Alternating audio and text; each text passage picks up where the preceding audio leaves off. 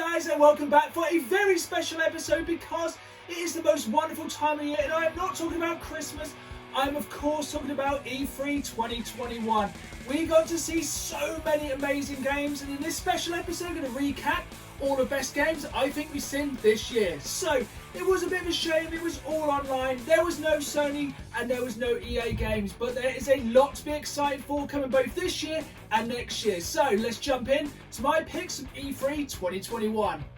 E3 started with a bang. One of the first games announced was Elden Ring. This is an RPG which has been hotly anticipated by loads of people.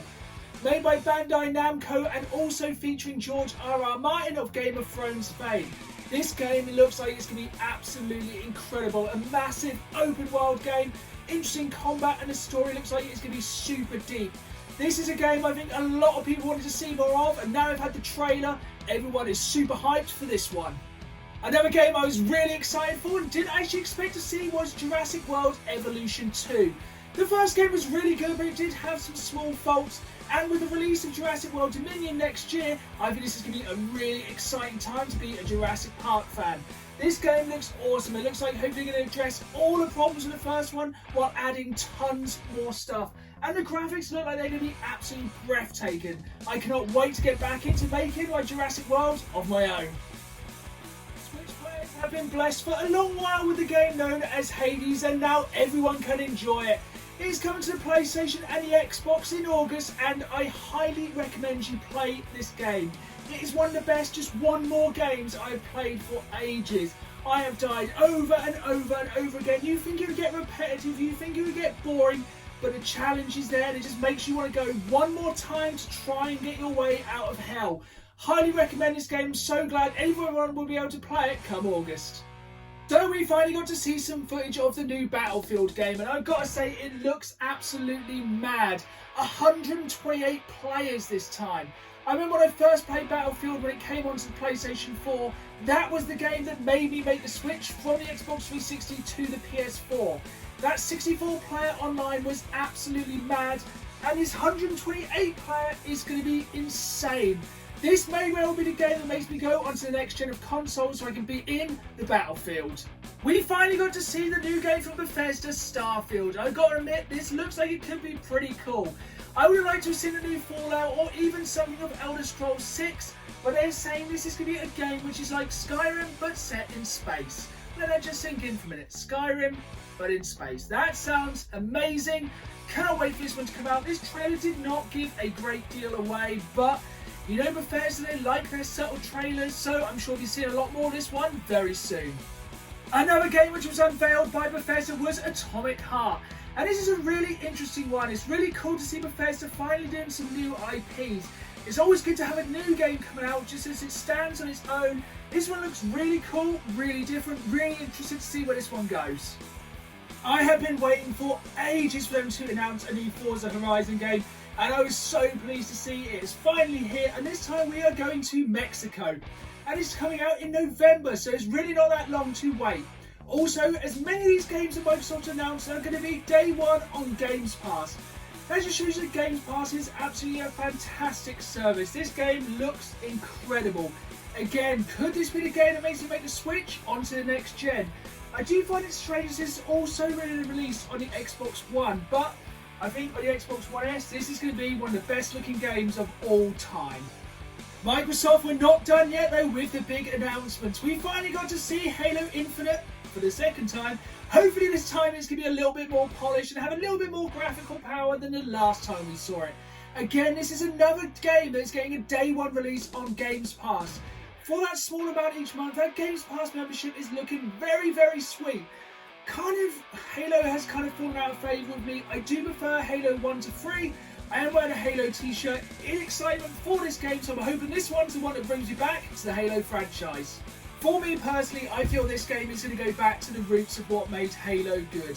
They're saying there's going to be some massive open segments, and looking at this now, it really makes me reminisce for the first Halo game. Stepping foot on those rings for the first time was a thing of beauty, and hopefully this is going to make it even better now than it was back all those years ago on the original Xbox. Another game we got to see which is coming day one to Games Pass is Back 4 Blood. So this is a spiritual successor to Left 4 Dead 2. I guess they had to go for Back 4 Blood because Valve cannot make a game with a 3 in the title, if you know what I mean. So this isn't made by Valve, this is made for the team who did Left 4 Dead 1 and 2. This looks like it's going to be another fantastic co-op zombie shooter. It looks like there's some super cool special infected. This is one again I'll be jumping on day one on Games Pass and looking forward to mowing down tons and tons and waves of the undead with a couple of mates. Good times.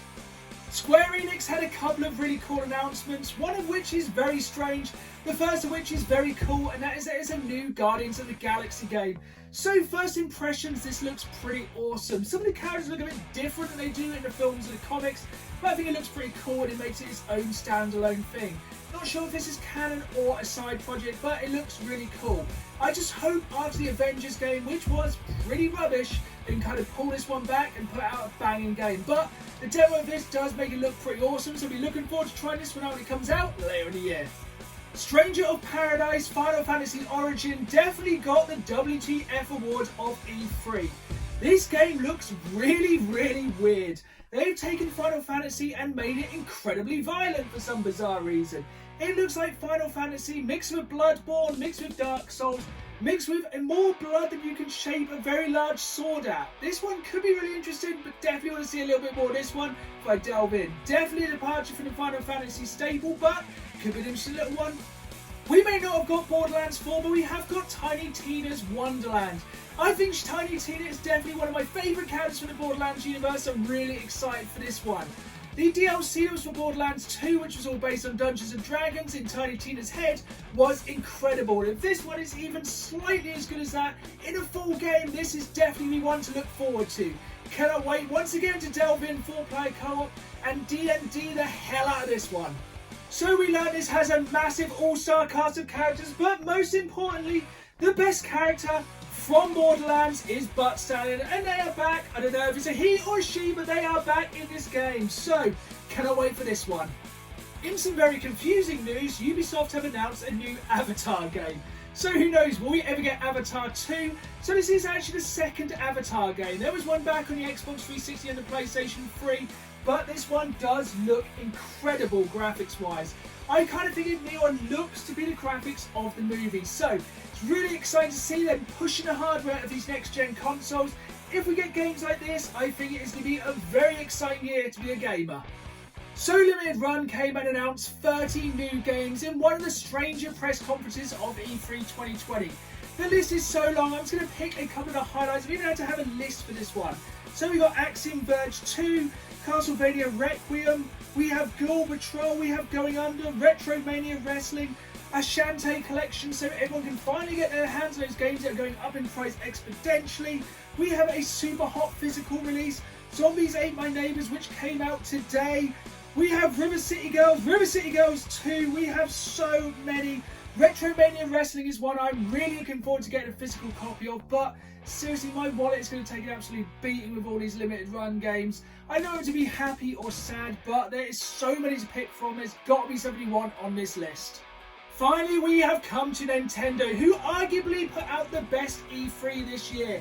The first game I don't think anyone saw coming out of anywhere was Metroid Dread. It has been years since we've had a new Metroid game, and I'm really excited for this one. I've already ordered my special edition, which I think has sold out already, as is kind of a tradition with Nintendo, but this one's coming out later in the year. Really excited for this one, but when Nintendo didn't stop there, there's so many games they announced this year.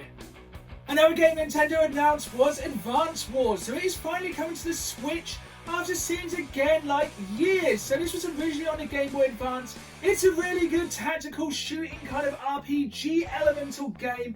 It's really cool. I really like the art style. I kind of like the puzzle based way of kind of knowing which enemies beat which enemies. It's kind of a weird one, so it's quite expensive for essentially a remaster of a game, but I'm excited for this one, so can't wait to get back onto the Advance Warfield. Another Nintendo classic which is coming back after so long is WarioWare. This is one of those fantastic games to play with a couple of mates, have a few beers and get pretty crazy. It's just a collection of loads of weird, wacky mini games, but they just don't get repetitive. I think this is kind of a best of, so I'm really excited for this to see some new ones, some classic games, and just get crazy with Wario all over again. Finally, we have come to what is arguably the biggest announcement of E3 2021, and that is Breath of the Wild 2. There's not really a lot we can say about this one. Everyone is going to be super excited for this one. It is a Switch exclusive that I think is going to draw even more people into the Switch family. Breath of the Wild is a game I do need to go back and complete because every time I get so far and get distracted by something else, but what I've played of it, I was absolutely blown away for. I think this could be probably when it comes out the game of the year, if not the game of the decade. There is a massive hype for this one, and I'm sure it's going to go above and beyond that hype and blow everyone away, just like the first game did. There we have it then, guys. They were my highlights of E3 2021. I hope you enjoyed this video. I'm sure there are games I've missed, so let me know any games I've missed down in the comments below.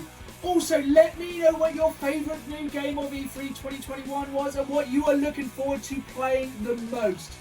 Thank you again for watching. Please like and subscribe.